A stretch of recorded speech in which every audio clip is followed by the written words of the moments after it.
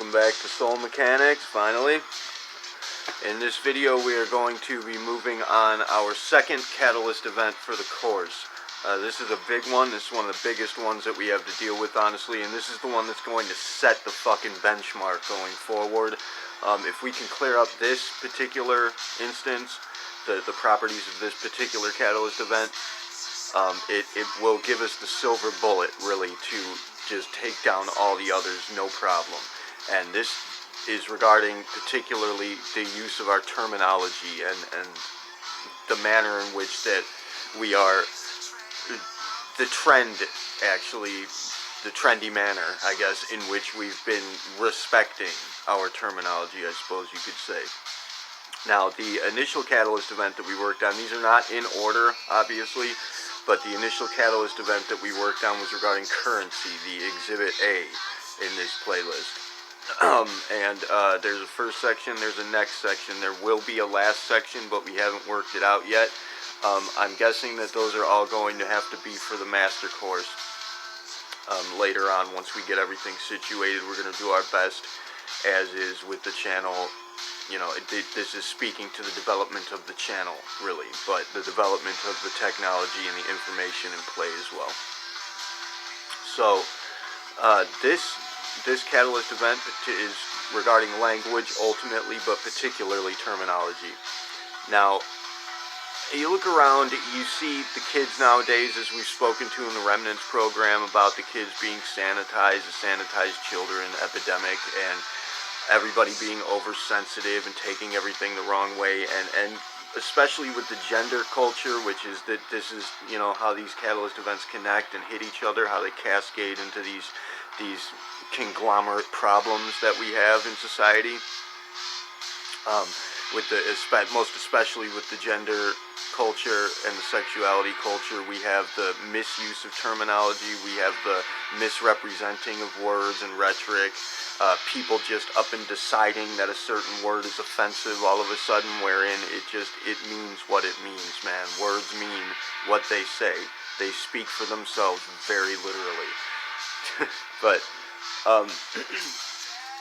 you know, we have the instances where it's like I've used the word, speaking to a transgender person who, honestly, this transgender person was just one of the trendy people who was pretending to be transgender because it was trendy. They weren't even really, that wasn't even the reality of their actual situation. They were bullshitting. They were a poser, as you might say. But they got super offended when I used the word transsexual, which means transgender. There's no difference between those two words. They are synonymous. Sexuality, gender, again, there's another dysfunction that we have wherein we seem to make this distinction between sexuality and gender. Now, yes, there is a distinction. Sexuality is going to be referring to your sexual preference. It's going to be referring to your mating habits, essentially, while gender is going to be referring directly to your particular gender and your gender identification. But where it comes to speaking of the transition between the two, chances are likely that you're going to be transitioning your sexuality along with your gender. Because, say, you present as a man, it's going to be expected that you mate with a woman. You transition into a woman, it's going to be expected that you mate with a man. So the transsexual and transgender kind of fit synonymously there in that regard. Now, I can see the distinction being made, and I can see wherein we might want to correct somebody and say, well, that's not because maybe I transitioned from a man into a woman, yet I still like women. Obviously, I've said this before, if I were to become a woman, I'd be a lesbian woman because I'm not attracted to men. So therein fits the case, but I would correct the person in using that terminology. I would not feel offended by it, and I would not take it as an offense because it is not. And if somebody, you know, unless somebody's being offensive about it directly, and you know that it's getting out of hand with the way that we take offense to things lately, and the way that we allow for this Tower of Babel scenario to divide us.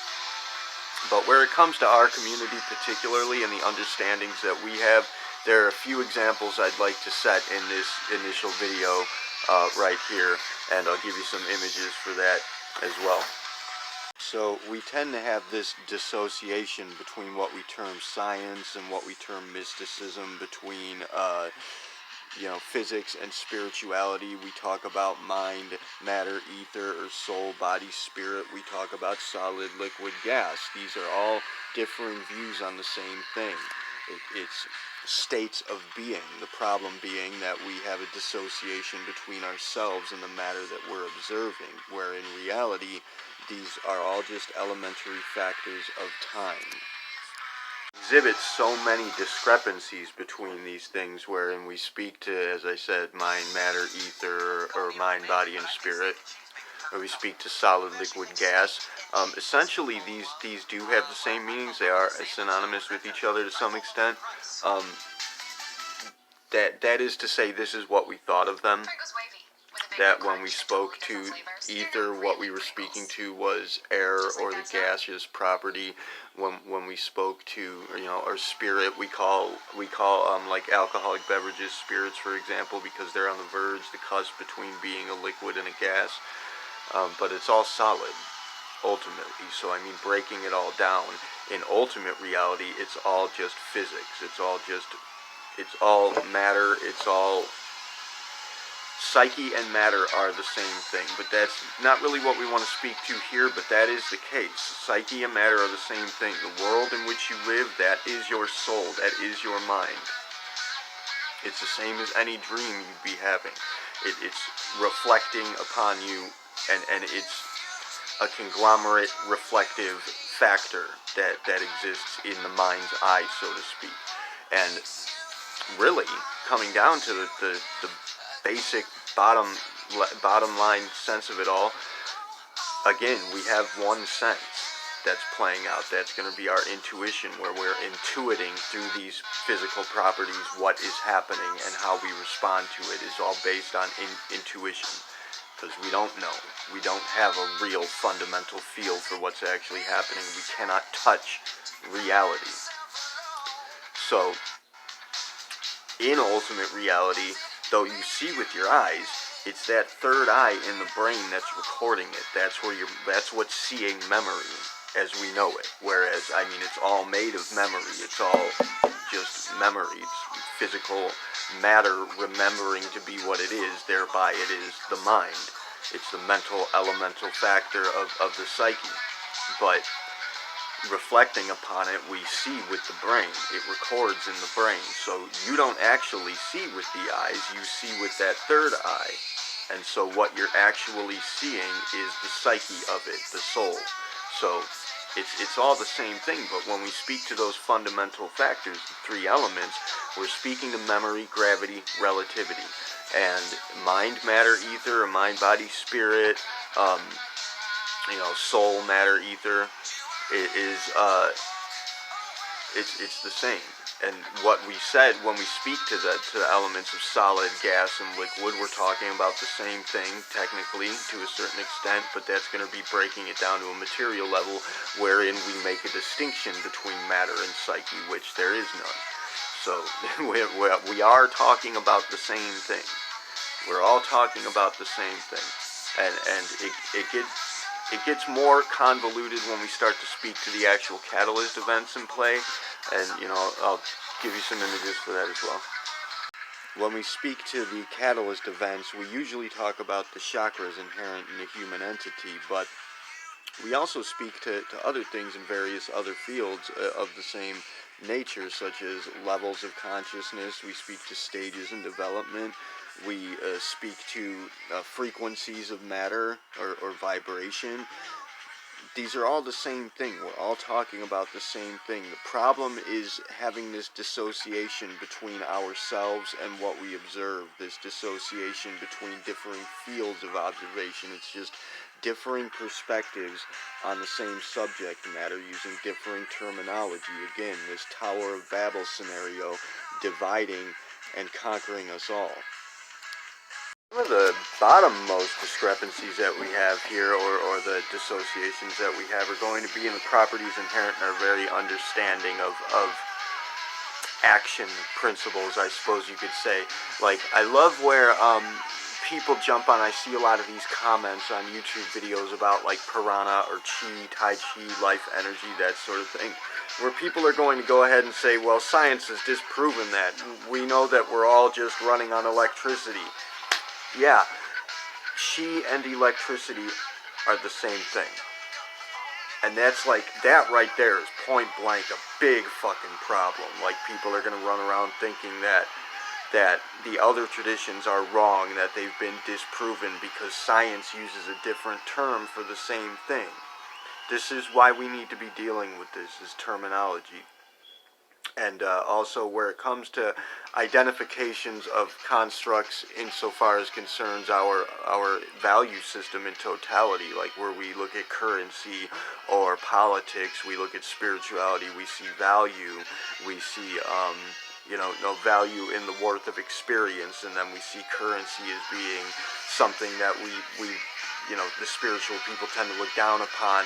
Money, scheming for money, trying to make money. Money's no good, money's the root of evil. Well, money is a value. It's a spiritual, it's a false value, sure. And yes, it is the root cause of many problems. It's kind of a bad idea, but it is in fact the same thing as the energy that we move through attention. It's the same kind of idea, it's the same concept behind it, it's the same construct. Our politics is the same construct as our artistic works. It's an expression of who we are, and it's a representative ideology concerning our very identity. Obviously, politics, if you look at it this way and you see it from an objective perspective and understand that this is a representative factor, of our identity, that this is the expression representing who and what we are, what we're expressing ourselves as being, what we really are. From that perspective, maybe we ought to rethink our ideas about politics, considering that everybody knows that it doesn't work, that it's not cool, that we're expressing ourselves as dim-witted dipshits to the universe itself. And if there are alien entities out there, that is to say, if there are otherworldly entities that come from other planets, they're not technically aliens. Real aliens we do encounter, we know exist, and we are dealing with in the Remnants program, but they're just people from other planets. If there are people from other planets, they're people from other planets. But if they're looking at us and they're seeing our political schematic as a representation of ourself, I mean, obviously, if they're advanced enough to be watching us from afar, they probably know that we are, in fact, one soul. And they're seeing us as representing ourselves and, in fact, them as dim-witted dipshit assholes. So, that's about as much as I'm going to say for this one. I'm going to wrap it up now and just let you mull over that, and we'll get into the specifics of it in the next video. Thank you all for watching. Keelah, Taerve, siari, Namasté.